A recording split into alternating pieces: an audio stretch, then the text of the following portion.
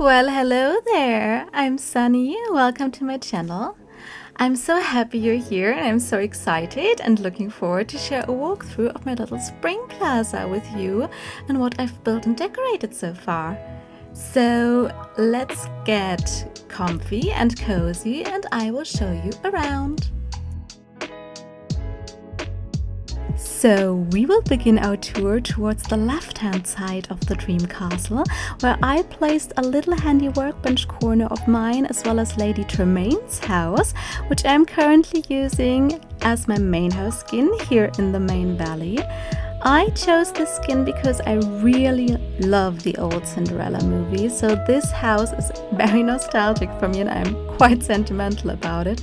Also, it has such pretty spring colors and details, so how could I not use it? I absolutely love the view I have from my doorstep, as I can see Remy's restaurant, Belle's library from the Dream Bundle, and my old friends and confidants Merlin's house, also known as the Dreamlight Library. I personally prefer my builds not only to be visually pleasing, but also very practical and handy. That is why I have this chest next to my little personal gardening area, where I plant either randomly collected seeds or aesthetic matching / money-making crops. I strategically place a log as a little seating area behind my crops, and it always makes me so happy when I see my fellow villagers using them, and therefore a daily slice of life happens around me, just like Cogsworth demonstrates right now so kindly. Decor-wise, I used a cart and some hay balls to give everything that cottagey farmy feel in this corner, and I also used these beautiful vine lamps we get from Scrooge's store, and I also let a spawned rock remain there to make it look more natural, organical and lived in. Next to the path towards a little town square I built with some shrubs, planters and the fountain we received from Mickey's questline, I placed the pillow fort from Tangled in the shade as a picnic and lounge area. I just think it's a shame that neither you nor the villagers can interact and sit on those. Just imagine a lovely elegant pose as Belle does for fishing, for example. Speaking of Belle, I also placed the library from her Dream Bundle in this part of my little town, and I have plans for that, so I definitely want to use it for storage, flower storage to be precise. So I imagine something like a cozy bookstore and flower shop where you can also get some freshly baked biscuits and cookies and some tea while you read there or on the go or something like that. Also, how endearing and kind was Noel's comment just now about the village? She is so cute. She really lifts my spirits every time I come across her. This corner here, facing the incline towards the peaceful meadow, acts as a little side alley between the bookshop and Remy's restaurant. I also placed a bench there as a little lookout point. For decor, I placed some crates and loose books here, pretending those are the deliveries of the newest novels coming right in. I also used the manhole from the current Lady and Tramp update Star Path, which made just sense there in this back alley and on top of this incline. Now we walk past Remy's restaurant towards its romantic outside dining patio for all the pals and puppies and critters and companions as well to enjoy. I put Ladies and Tramp's precious and famous dining table there, of course, and instead of the wrought iron chairs, I used some of the Cinderella line furniture for some more soft pastel spring aesthetics. Next to Remy's, we have Merlin's house, also known as the Dreamlight Library. I put him here because I like him. He is one of my comfort characters and confidants in this game. And it also made sense to put the Dreamlight Library near the town square with the restaurant and Belle's bookshop, as I like to call it.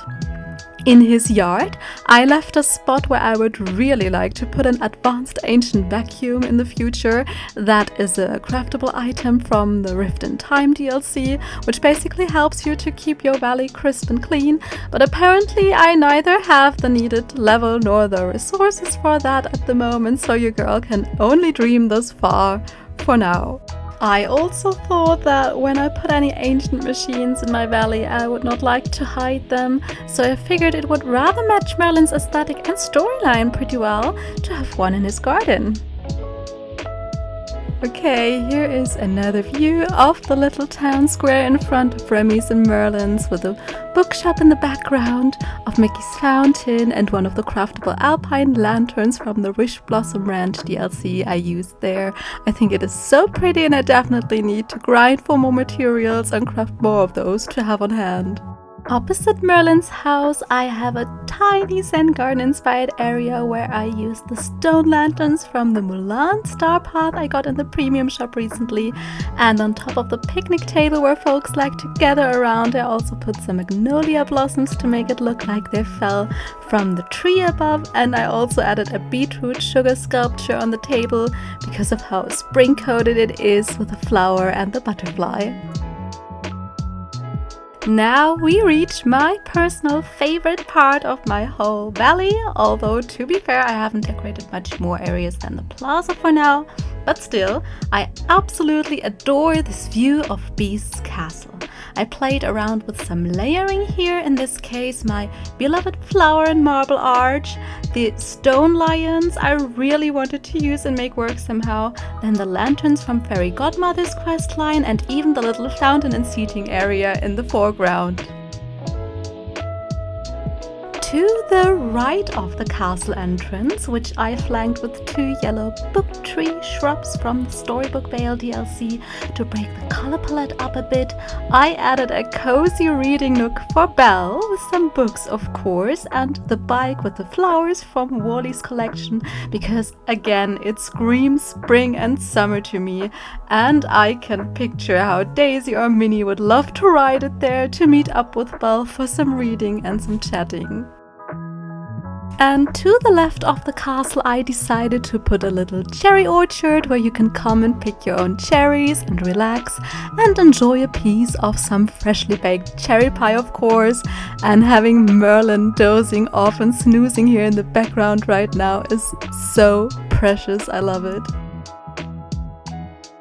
I left a bit of a path there to roam around freely and connect back to the bordered brick road I used in this biome, towards the mining node and the other incline to the peaceful meadow. A small enclosed area beneath the trees and adding some bayou fireflies made it all the more enchanting for me, so I actually look forward to mine there on a regular basis. I used some plaza stone clusters on the ground here to mimic the rubble around the castle and to make everything this way a bit more cohesive. As we walk around and reach the other side of the castle, I can show you how I kinda mirrored the enclosed area around the mining node with the fireflies again. And here I also used one of the signs to show the way up to the sunlit plateau. I only realized recently how the emblem on the sign actually has a kind of golden shimmer to it, which matches the plateau vibe and the fireflies above pretty well. I did put some raspberry bushes throughout the biome for some convenience and also splashes of color here and there. And this is the only area in my plaza where I don't really know what to put there yet. So at the moment it's either going to be Beast's flower stall as soon as I get it, or Fairy Godmother's house to tie the Cinderella theme back in, matching my main house skin and because I adore her. So if you have any ideas, I would really love if you'd share them with me in the comment section, and I can't wait to read with what amazing ideas you come up with.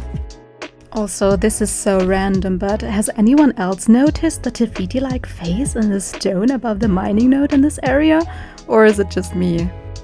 To me, it really looks just like some eyes and some lips of a woman, and as if she was just laying there and sleeping.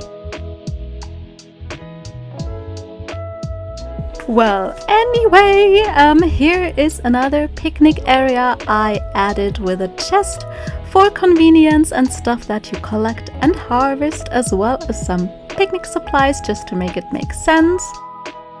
So let's take a look to see what I got in there at the moment. I've got some tea, I've got some lanterns, I've got some biscuits and some dumplings, some flowers, berries and cherries, and of course, oregano. I imagine how my fellow villagers, just as Beast here and Belle, sit here and light a lantern in the evenings when it gets darker and have some tea and biscuits while they read to each other after they picked some berries around. At least that is my lore to this cozy corner I created there.